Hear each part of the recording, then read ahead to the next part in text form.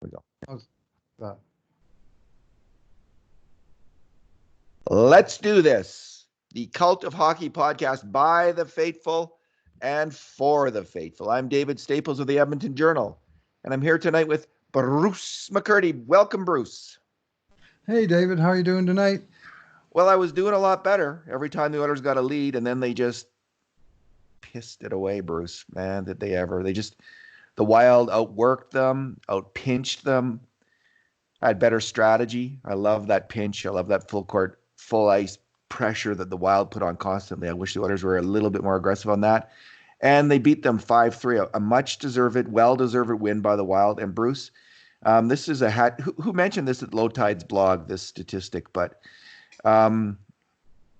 who was it? Do you recall? Oh, I can't recall which commenter it was in Low Tide's comments section today, but I looked it up and I was going to make it my number, but we can talk about it now if you prefer. Oh, well, we'll just go with your number. What is your number, Bruce? Because we're going to start with my number. Well, this is our two good things, two bad things, and since it was a horrible loss, we're going to go with two bad things each in two numbers podcast. And because I didn't know that was going to be your number, but I brought it up. So what is your number, Bruce?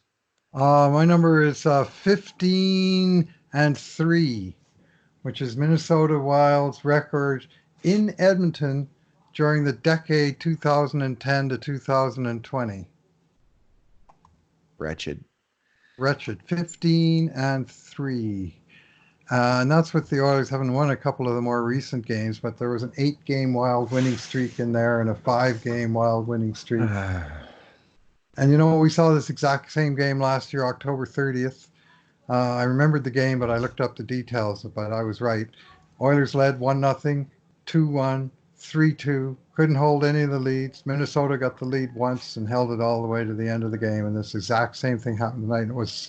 The game wasn't half over, and I just couldn't get that game out of my mind. I'm thinking that we just can't seem to shake these guys off, and they just didn't have the answers, the Oilers tonight. And depleted lineup, there's some legitimacy, and but Minnesota took 6 points in the season series this year, and Edmonton got 0. So yeah, that 3 wasted games. That depleted lineup had been playing pretty well with McDavid out, but they got caved tonight. Really, the only players. I thought Caleb Jones was okay. He had a couple bad moments, including that breakaway from Parise late in the second. Okay. But the only good players on the Oilers, Bruce, were that top unit, which generally were, it was the Dynamite line, Draisaitl, Yamamoto, and Nugent-Hopkins. And I'm going with the Dynamite line because that's what most people seem to favor. And it has it makes a certain amount of sense. And my wife suggested it. Other than that, and Darnell Nurse and Ethan Bear, Bruce, this was a wretched game for most of the Oilers. I mean, just hardly anyone had a decent game, or most players had poor games. Other than that top group who were utterly outstanding. I mean, they were well, it's a bit strong. I had them as great games. I gave them all 8s, each player on the top line an 8. Mm-hmm. And all right, my good thing, Bruce, is Leon Draisaitl's backhand passing. He must have made 10 backhand passes that game, and tape to tape, and 5 of them were outstanding. I mean, he set up Nurse. I believe both those were backhand passes, were they? Yeah, they were both 2 backhand passes to Nurse. I mean, it was in the third period that was the Oilers' best chance to come back and score, because they can't run a power play right now for the life of them. But Draisaitl's backhand passing it's amazing, but he seems to be getting more and more confident with it as this year goes on, and especially as he's found chemistry on the Dynamite line with Yamamoto and Nugent-Hopkins. He's just throwing it all the time, looking for it. He throws it as well as almost any other player throws a forehand pass in the NHL, and it's amazing to behold. And it's what a weapon. It's the along with his vision, obviously, it's the one skill which I think kind of separates him from the pack. Yeah, it really is a standout skill, and I noticed it the very first game I saw him play in junior. Went down to Red Deer for that sudden death play-in game that his draft year, And came away just totally impressed with Leon and wrote a glowing review of him, in which his backhand passing was very high on the list of attributes, which was a long list even at 18 years old. And Bruce, even that fluke goal that he got was a result of a backhand pass, but the only reason it went in is because he fired that It was pass. so hard, Like yeah. if he hadn't fired that so hard, Mhm. it wouldn't have gone in. But he just zinged it like he always does and popped right off the guy's skate, and the goalie had no chance. So again, it was the residue of skill. Luck is the residue of skill. Is I think of Vince Lombardi saying maybe it's hard work is the maybe I don't know something like that. Um, It's a residue of hard work. I think that's right. Luck is, the residue of hard yeah, work. But I've also heard it said the other way that it's oh, yeah, probably. luck is the residue of skill. Um, anyway, that's what There are that many was. truisms out there, and some of them are even true. Indeed. All right, your good thing. Well, I'm going to go specifically with the second Oilers goal. I love that goal. It was a very nice play by all three of the guys who've already singled out together with uh, Yamamoto playing give and go with Draisaitl coming up the right wing boards. But when Leon dished it back off to Yamamoto on the right wing, what Draisaitl did was he drove hard up the middle of the ice, and the defenseman had to go with him, and that opened the passing lane, and Yamamoto whooped right across the passing lane, right to Nugent. No mistake. He just perfect shot just inside the post, which is something he was able to do in the first period, and it seemed like the whole team was unable to hit the net in the second and third period from good positions. But Nuge sure buried that shot, and it was a very pretty play by all three guys. But the drive to the net was what opened the lane and made the key pass possible. So real good teamwork from the three players together there. It just looked like Nuge was going to get that third goal. They only have him with two missed shots, but I think he missed more than that, Bruce. He had so many good looks, so many good chances. Maybe some of them were blocked, but to score, and he just couldn't get that third Mhm. that third goal. Well, they had four looks between the circles in the second period, and every one of them missed the net. Not even a shot on net.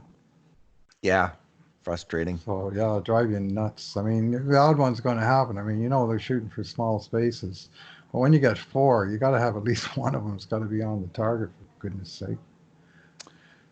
Um, are we on to what are we on to now? Your good thing? That No, was we my had good your good. thing. We Was had the your good thing. second Sorry, Oilers yeah, goal. sorry.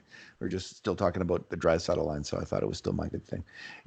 What is your? Let's go to your first bad thing. Well, I'm going to go with Oilers decision making, and I didn't take notes tonight, and I'm going to review the scoring chances later. I was kind of vegging out and watching this game, to tell you the truth, because it's been a tough week. Anyway, it was uh, there was just too many decisions that made no sense, and one that really grabbed me, and you could hear Drew Remenda gasp, and they never showed a replay or anything, but I went back and I watched a couple times. The one delayed penalty where they actually called a penalty, which was an event, where Koskinen goes to the bench and the Oilers are circling around for the second time trying to get the puck up the ice to the Minnesota end. And they pass the puck up to the far blue line to Jujar Kara, and he rifles a one-touch pass back to his own right defenseman, who thankfully intercepts the shot at the Edmonton's empty net. I mean, hello. I mean, there's a thing called risk management in hockey, and what he tried there was about a 1 in 10 chance of a catastrophic ending to that. Like, think, That man, you was Kara, gotta was it? I use didn't your know head. who it I, was. I went back and the angle wasn't great, but it was a left shot, and Kara was by a process of elimination because I counted for all the other guys. And it was, I mean, the camera was only on him for a second. He thought, I'll make this quick pass back to my defenseman. And friggin' net is wide open behind him, right? And the defenseman's not necessarily expecting that pass. It's not a usual kind of play. Anyway, that was one.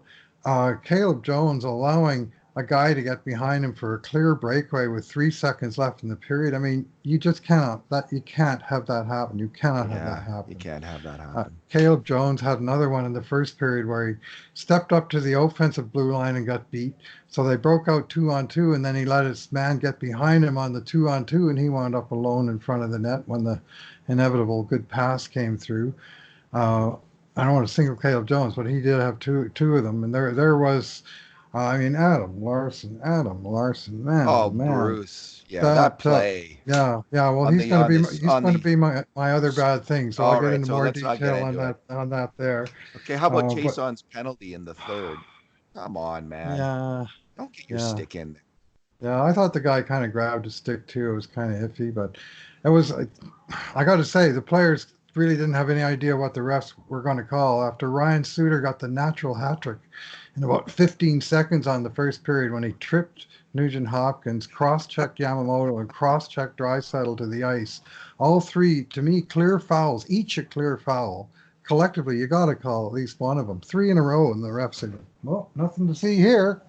And this Ah, after the last game, if somebody sneezed out there, it was 2 minutes in the penalty box. And you wonder, I mean, NHL, like, how do the players know what they're going to get from one night to the next? It's just, anyway, not to mention that's that. Carson Soucy's sneaky, dirty elbow on Oh, Josh Archibald, which could be suspendable. I mean, I don't know what's going to come yeah. of that, but that was a dirt. That looked to me like a really dirty play. Archibald came back with a bubble on, and you know that he's got some kind of injury. He wasn't clearly cut, so you wonder a cheekbone or something like that. He really took a shot there, and he came back and he gave it the old college try, but uh, it was a half bubble off plumb, and I think the that elbow probably was part of the cause there. So, All right, Bruce, my bad thing. My first bad thing will be I thought William Lagesson yeah, had a rookie kind of game.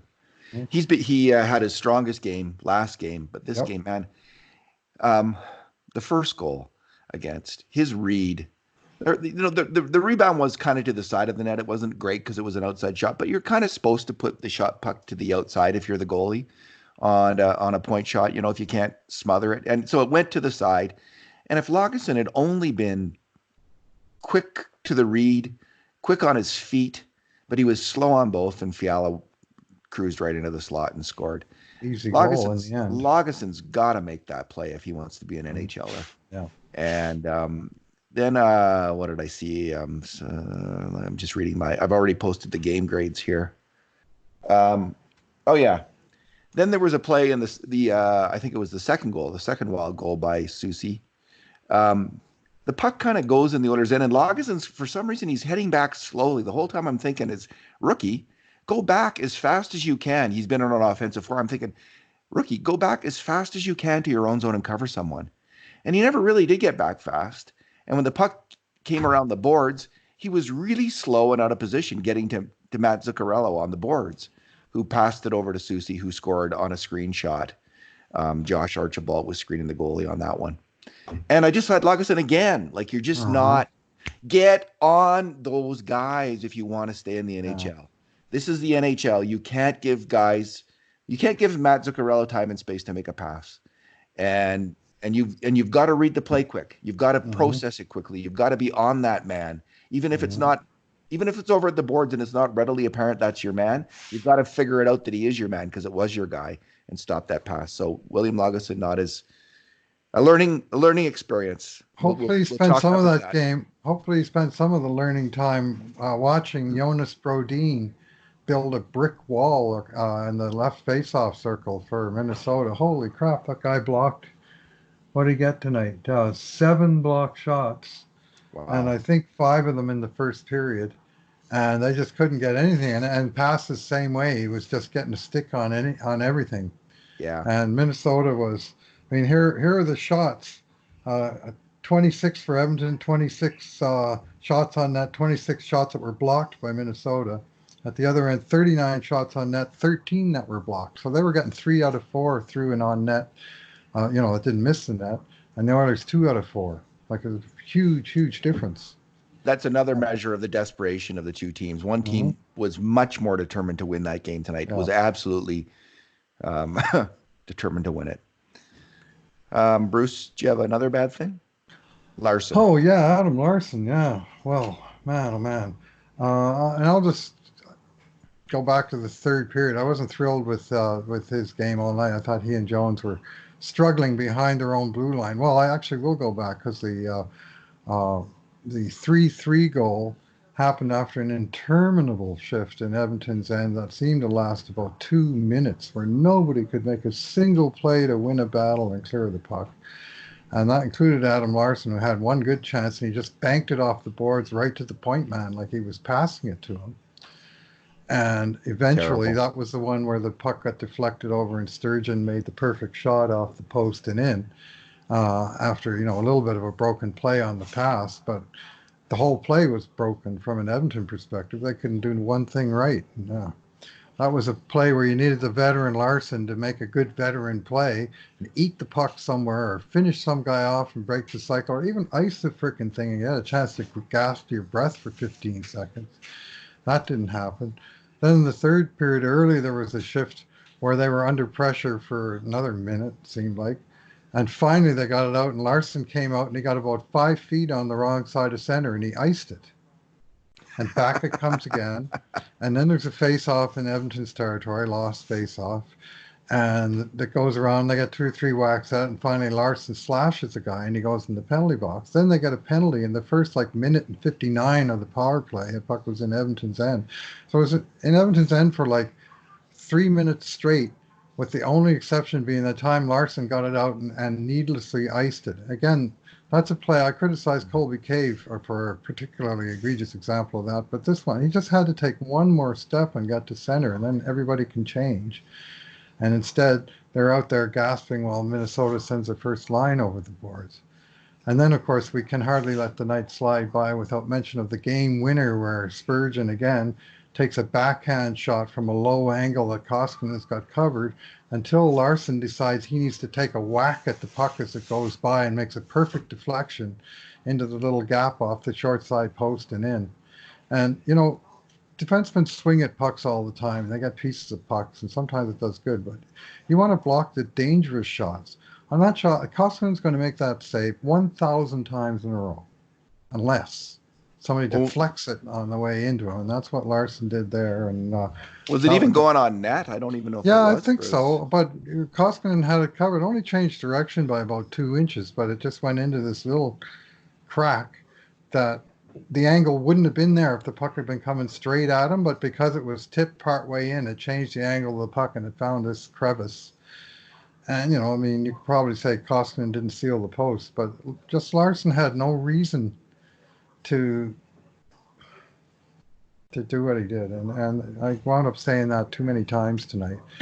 It's not like he didn't compete hard, because of course he did, but some of his decision makings and his execution just was just not on par. Excuse me. My second bad thing is Riley Sheahan. I was going to pick on Archibald as well, but he got that elbow and that kind of threw him off, so I'll let up on Archibald. But Sheahan Bruce was -3 on the night, goals plus minus. He had just one shot, no hits, and he's been playing great. Since in January and February, he's been playing great. This was his worst game in that entire period. He's been playing like a third line center, almost like a second line center. He's been so strong. I've just really been the second line since McDavid went out. I'd say the Sheahan line is the second line. Exactly. Sad state of affairs, but it's true. They've been okay, but tonight, man, he just is not getting it done. In the first period, there was a rush where he was going in, and there was a 2-on-1. And if you had just seen the guy in the slot, but he took this wild backhand instead of trying to. I think it might have been Benson coming in, and on the winning goal, both he and Archibald let that pass right through them over to Spurgeon, way over wherever the heck he was there on the other side. It was just he was just like that short for making plays all night long. But in the NHL, that short is way too far. And I thought it was a very weak game on his part, and a weak game from all the role players. Bruce, what is you've already done your number. So yeah. I'll just quickly go to my number then. Okay. The Oilers had 9 grade A chances. 7 of them were from the Dynamite line. Mm-hmm. So Leon Draisaitl had 7 major contributions to grade A chances. Yeah. So good He game. only had one shot, official shot on net, and presumably that was the fluky one. And he had 5 shots that were blocked. Because Minnesota was certainly keying on him, but he was passing up a storm and just needed a little bit more finishing touch. So, yeah. Yeah, the first line, other than the empty net goal, they were all +3. They all wound up +2. And the Oilers lost basically 4-3. And Archibald -3, Kara -3, Sheahan -3, Benson -3. So the depth lines got crushed. Yeah, not at Ouch. all close to good. Very bad, rotten. So Bruce, listen, I just want to give you my condolences on the air here. Oh, So because your cat has been part of the podcast, and you yes, she mentioned you're has. feeling down. Your cat passed away this week, and I'm really sorry to hear that. And I know that when we have pets in our life, they're very special to us. So my condolences on that. No, thanks, David. It was actually one of our listeners, original Posar.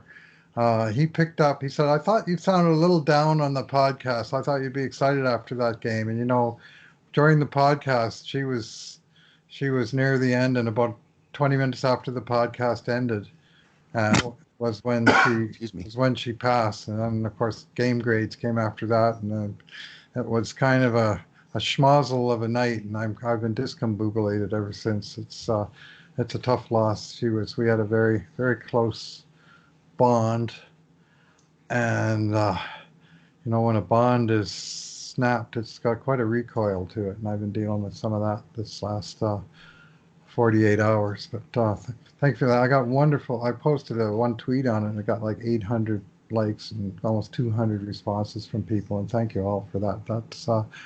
That's one of the good things about Twitter, is that people will support one another, at least in certain life situations that many of us have gone through. So appreciate that. All right. And thanks for talking tonight, Bruce. Yeah, thanks for listening, everyone. And in the meantime, and in between times, this has been another edition of the Cult of Hockey podcast.